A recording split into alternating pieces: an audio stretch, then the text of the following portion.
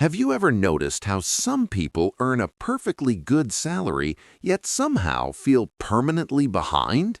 Not broke, Not struggling to survive. just constantly tight. They make enough to be comfortable on paper, but real financial freedom always feels a few years away, and for many, it never arrives. This isn't because they're careless or irresponsible. It's because of how modern income quietly reshapes behavior. Let's take a very normal situation. You're in your late 20s or 30s. You live in the US, the UK, or Western Europe. You earn around $75,000 a year, or the local equivalent. After taxes, that's roughly $4,200 per month. Sounds solid. Now life starts organizing itself around that number. Rent or a mortgage takes $1,600. A car payment or lease takes $450. Insurance, utilities, phones, subscriptions, another $500. You're now at $2,550. Student loans or old credit card balances take $350. Groceries and basic living costs take $600. That leaves about $700. This is where things get interesting. That $700 doesn't feel like extra money. It feels like permission. Permission to eat out without checking prices. Permission to upgrade the phone early. Permission to travel once or twice a year. Permission to say yes without doing math. And slowly, without a single dramatic decision, that $700 disappears. Not on luxury. On normal, socially acceptable comfort. You're not irresponsible. You're just living the life your income seems to allow. Here's the trap. A higher salary doesn't just increase income, it increases financial commitments.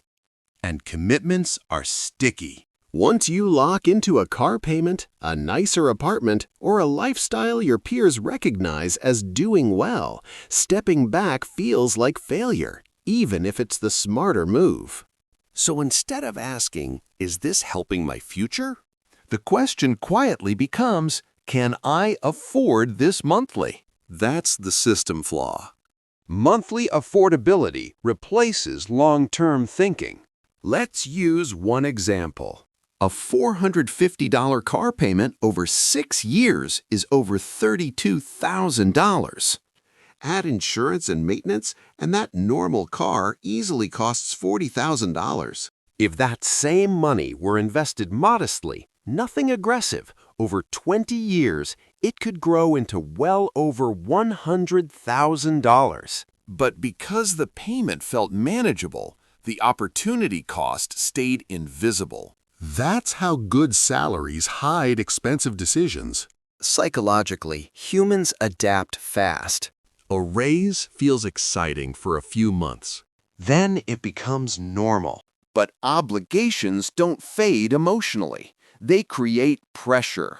So people protect the lifestyle first and the future second. Not because they don't care about wealth, but because the present is loud and the future is quiet. Bills speak every month. Retirement speaks decades later. Over time, this creates a strange outcome. Income rises. Stress stays. Savings grow slowly, if at all. People start saying things like, I earn good money, but I don't know where it goes. The salary becomes a treadmill, not a ladder. And the scariest part is that from the outside, everything looks fine. Financially intelligent people aren't more disciplined by nature. They simply separate earning from identity. They don't ask, what does my salary allow me to buy? They ask, what does my future need me to keep? They treat raises as flexibility, not permission. They delay lifestyle upgrades longer than feels comfortable. They're not minimalists, they're intentional. And most importantly, they think in years, not months.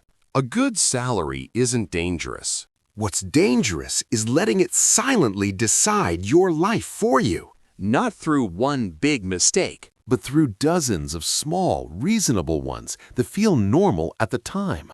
Awareness doesn't require guilt, just clarity.